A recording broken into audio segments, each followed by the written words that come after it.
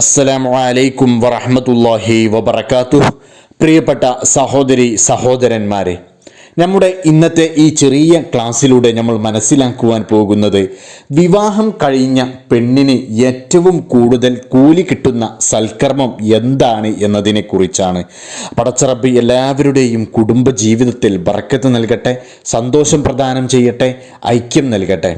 അപ്പോൾ വിവാഹം കഴിഞ്ഞ ഒരു പെണ്ണിന് ഏറ്റവും കൂലി കിട്ടുന്ന സൽക്കർമ്മങ്ങളിൽ ഒന്നാമത്തേത് 5 വക്ത് നിസ്കാരം. അപ്പോൾ പലരും ചിന്തിക്കുന്നുണ്ടാവും, ഇതിപ്പോൾ എല്ലാവർക്കും ഇതുപോലെ തന്നെയല്ലേ, 5 വക്ത് നിസ്കാരം എല്ലാവർക്കും നിർബന്ധമല്ലേ എന്ന്. അതെ, 5 വക്ത് നിസ്കാരം എല്ലാവർക്കും നിർബന്ധമാണ്, പ്രായപൂർത്തിയായ എല്ലാവർക്കും നിർബന്ധമാണ്. ഇനി രണ്ടാമത്തേത് കേൾക്കുക. രണ്ടാമത്തേത് എന്താണ്? റമദാൻ മാസത്തിലെ നോമ്പ്. ഇതും എല്ലാവർക്കും അതുപോലെ തന്നെ റമദാൻ മാസത്തിലെ നോമ്പ് നിർബന്ധമായിട്ടുള്ള കാര്യമാണ്.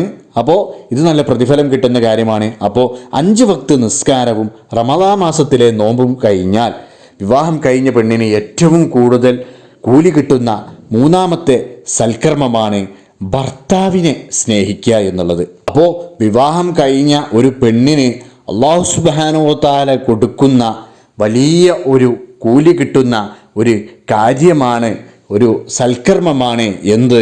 അവളുടെ ഭർത്താവിനെ സ്നേഹിക്കുക, അവളുടെ ഭർത്താവിനെ ആശ്വസിപ്പിക്കുക, സമാധാനിപ്പിക്കുക, ആ ഭർത്താവിന് സന്തോഷം നൽകുക എന്നുള്ളത്.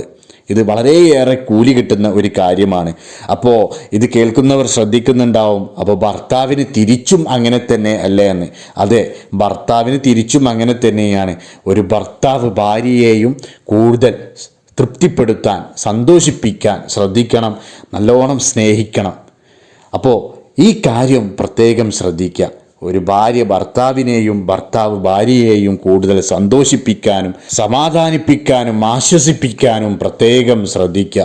ഒരു സുന്നത്തായ കർമ്മത്തിനേക്കാൾ, ഒരു സുന്നത്തായ കാര്യം ചെയ്യുന്നതിനേക്കാൾ, ഒരു സുന്നത്തായ അദ്കാർ, ഇങ്ങനെയുള്ള സുന്നത്തായ കർമ്മങ്ങൾ ചെയ്യുന്നതിനേക്കാൾ കൂടുതൽ പ്രതിഫലം കിട്ടുന്ന വലിയ ഒരു സൽക്കർമ്മമാണ് പരസ്പരം കുടുംബജീവിതത്തിൽ പരസ്പരം അങ്ങോട്ടും ഇങ്ങോട്ടും ഭാര്യയും ഭർത്താവും നല്ല സ്നേഹിക്കുക, ആശ്വസിപ്പിക്കുക, സമാധാനിപ്പിക്കുക എന്നൊക്കെയുള്ളത്.